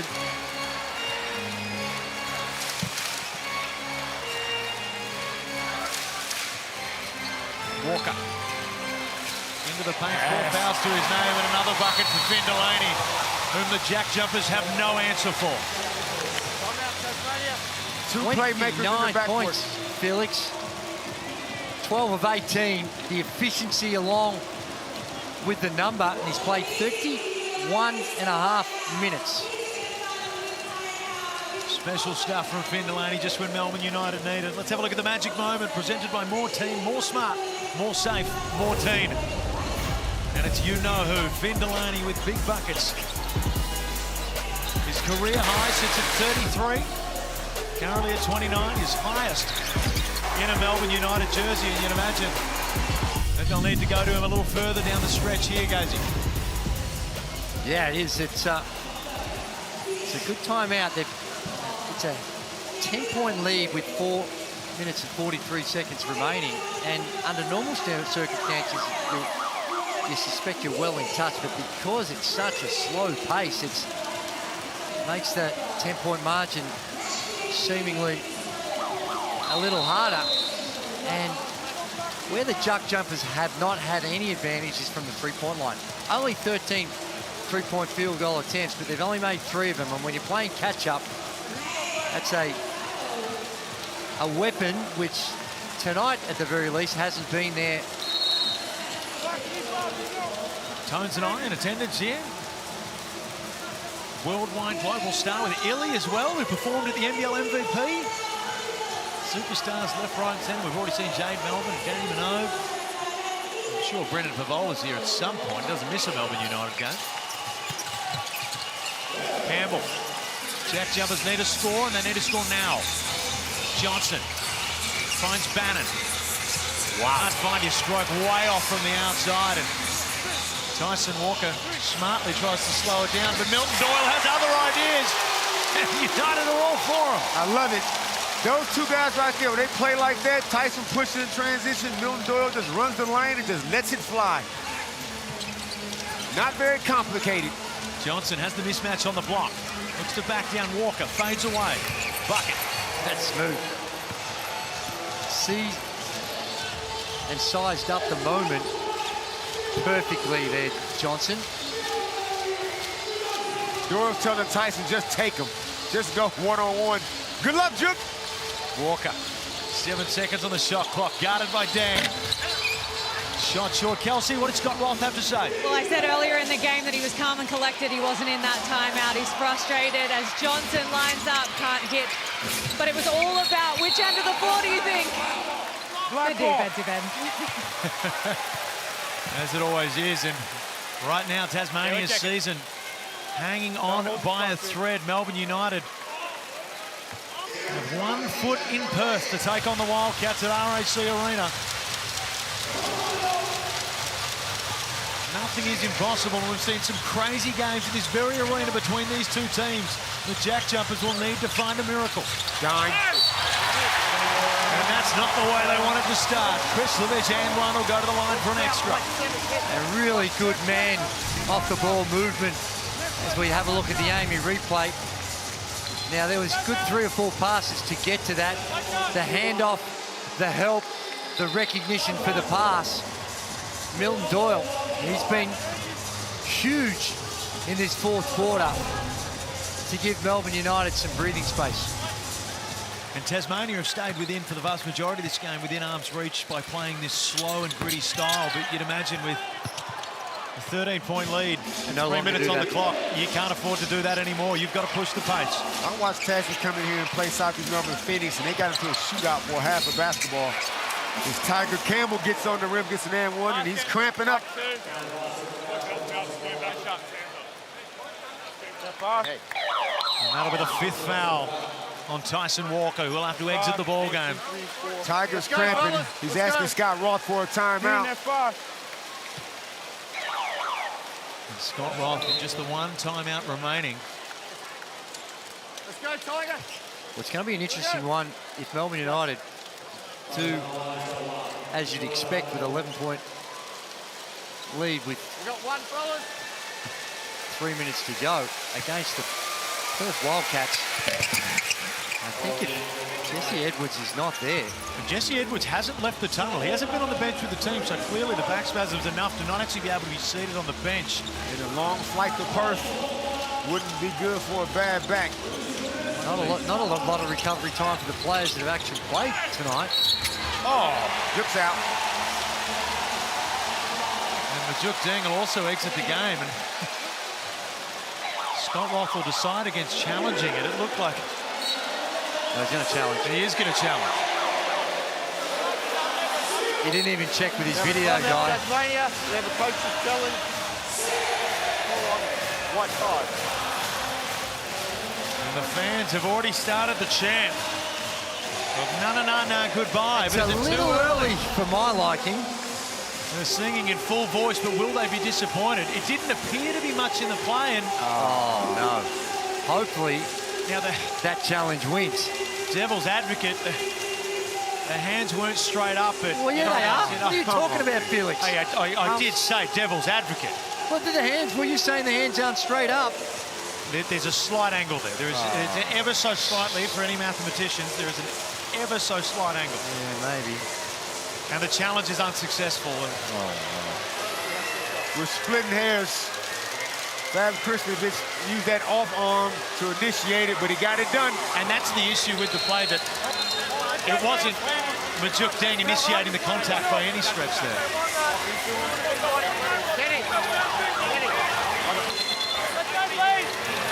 Win or go home, survive and advance. The Perth Wildcats sit and wait. Will they be playing a Melbourne United with Jesse Edwards' participation in question with back spasms, or will Tasmania JackJumpers pull off a miracle? Also a bench warning. Mark can't talk to me like that. Okay. Cool. That's okay. I'm just letting you know. Hey, I ain't going on vacation. I'm just letting you know. And throw them all out. I'm just doing my job. Doing my job. Okay, reflex center confirming. Scott's saying, I don't care, I'm going on vacation. Bench warning on Tasmania. You throw them all out, he said. Maybe don't book those tickets just yet, as Fabian bounces the first off the iron. He's had some really good free throw shooters. Not do well. 0 for 2, and unfortunately for Tasmania, it'll come off the hands of Bannon. A get out of jail free card there for Melbourne.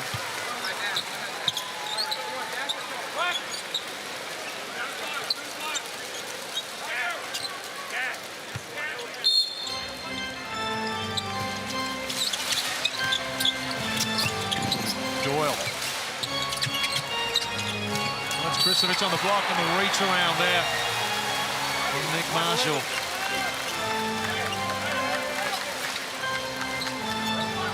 They're trying to switch that ball screen, and Adrian Kristovich is just taking advantage of his size advantage. Chris Golding will sub back into the game. He's played limited minutes in this second half with assist behind his knee. And he hobbled back onto the floor. An interesting substitution considering the margin, and he's certainly looking proppy as he runs along, Gacy. Yeah. He's still the best three-point shooter in here with a proppy knee. But what it does show is that Dean Bickerman doesn't feel like this one's in the bank just yet. Doyle, one-on-one, mano-a-mano. Anthony Drimmick gets past him. The float is good. Wow. Missed a fourth quarter.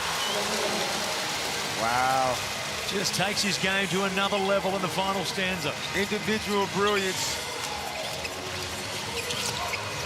Campbell almost loses at Marshall. Fights, wrestles his way through, draws the contact, and undisciplined. Tasmania JackJumpers gonna get a heavy dose of Milton Doyle ball screens, dribble handoffs with Tyson Walker out of the game. Two-man game, Finn Delaney and Doyle. Well, we need to check the data, but as I look at the stats here, Tassie may become the first ever NBL team to have 0 points off the bench. Am I right? Am I seeing things? Anthony Drimmick has no points. Brody Nunn has no points. You are correct, Drewy. Now, are we witnessing history? Well, it'd be hard to think. Well, I'm sure Statman's listening, and you'll get a text very, very soon if that is the case. But now that you've said it, I guarantee you Drimmick will come down and knock a three on the next possession. Marshall connects on the first. The one benefit, if there is any, to the JackJumpers injuries late in the season, and we've seen just how capable a guy like Nick Marshall is to be a proper contributor on an NBL team, a guy that's bounced around, played a lot of heavy NBL 1 seasons. It's been a real shining light for them this back end of the year. Tassie amp up the pressure.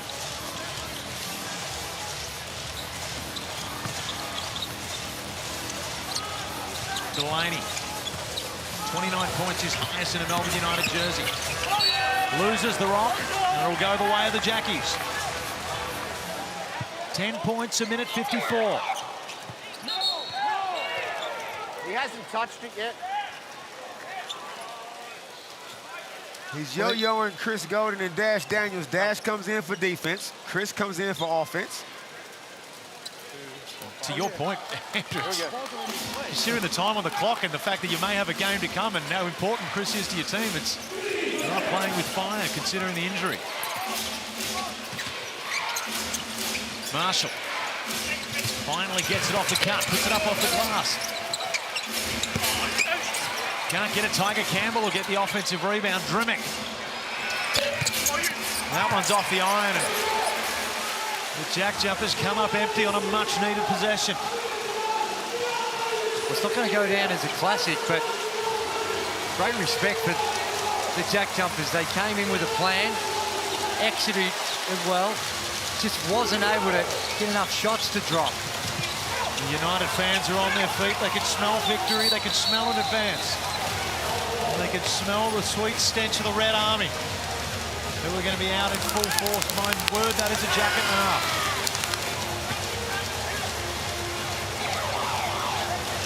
It's CG subbing back into the game now for Dash Daniels.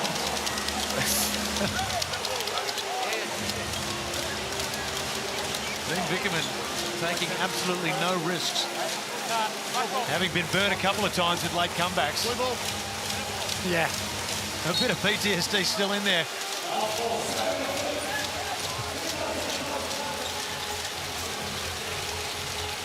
And a good showing tonight by Melbourne United fans. Of course, the opening of the AFL season, the NRL across the road, the Grand Prix going on, Moomba Festival about to kick off.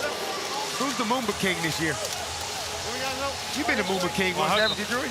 I was a Moomba King in exile. I was the king, but I got a 10-day contract with the Washington Bullets, so I decided that was more important. Delaney with another bucket. He surpasses 30. He's up to 31. You've been Father of the Year, Moomba King. Is there anything you haven't ticked off the Victorian bucket list? You snubbed and you turned your nose up to the people of Melbourne and go to Washington. Wow. For 10 days.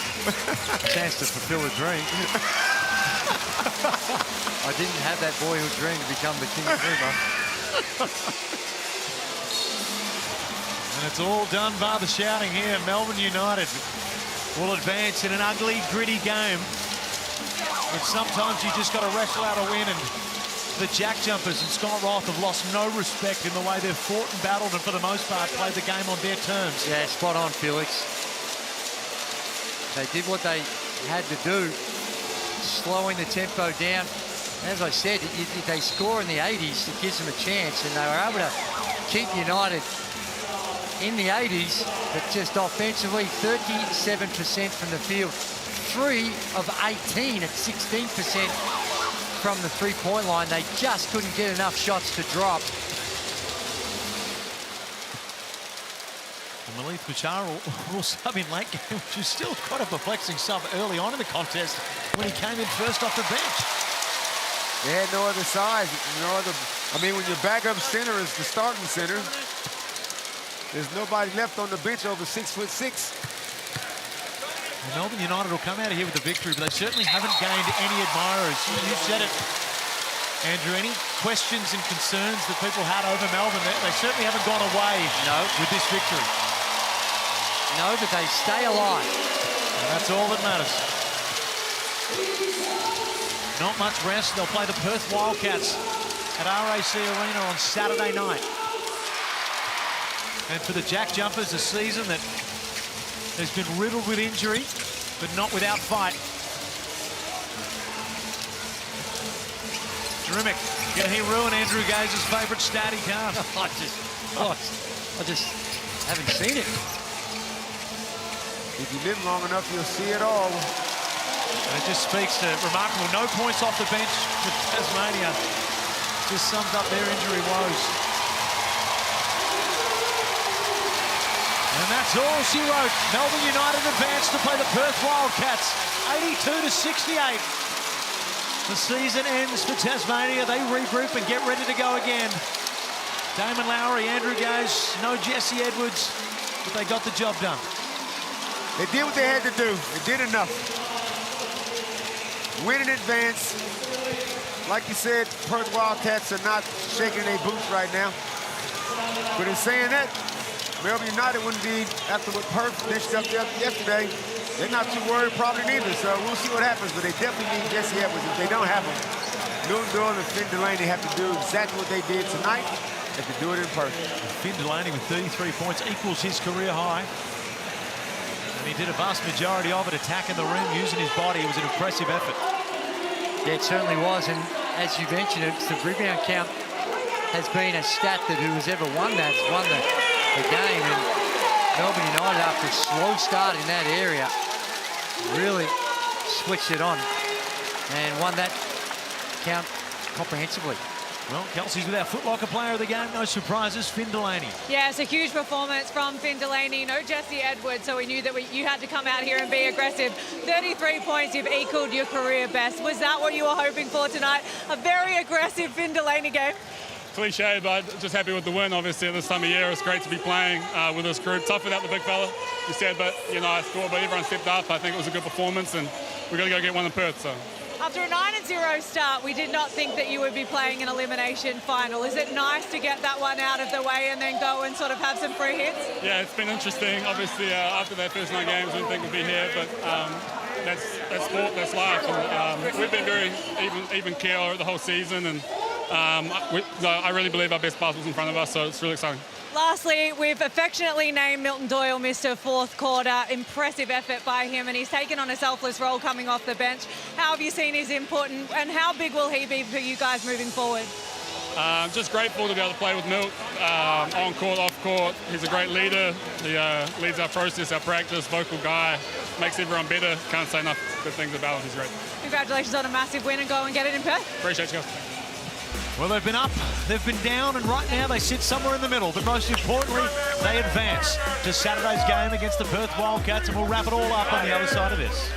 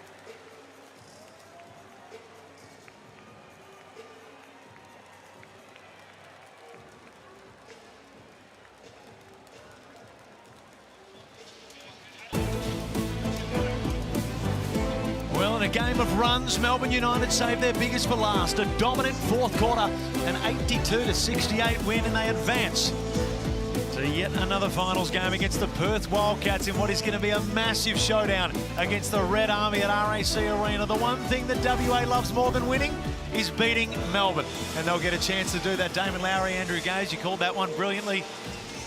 We don't admire Melbourne United like we probably would have hoped with a win here today, but they certainly they made it. They made it out. That's how we'll sum it up. Well, they ticked the box, didn't they? Yeah. And it was a grind, and they were forced into it. And we look at the road to the finals, and there you see the Melbourne United Perth Wildcats matchup, which promises to be a beauty. I got Perth over there at home. You figure they're going to bounce back. They didn't have a very good game against Southeast Melbourne Phoenix. They got a few of their own concerns. So, but these two teams, every time they meet, they're always a firecracker. So anything can happen. Saturday, 7th of March, 8 p.m, Perth and Melbourne United. What a game that is going to be. Both of these teams with a distinct dislike for each other going back through the history. And, of course, that Southeast Melbourne versus Adelaide's going to be a cracker as well. It is all happening. Thank you to Damon Lowry, Kelsey Brown, Andrew Gaze, Peter Hooley, Bernard Copeland, the team at Jam TV, Jack Bennett for producing the game, and everyone for tuning in tonight. We'll see you next time.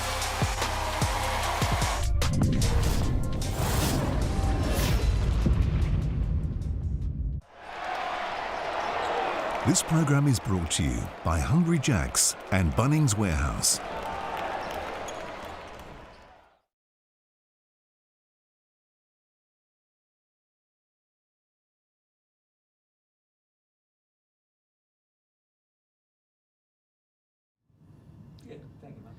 Channel 1, 1, 2, 3, 4, 5. Presso channel 1, 1, 2, 3, 4, 5. I had to flip myself in my head to figure out which left and right was.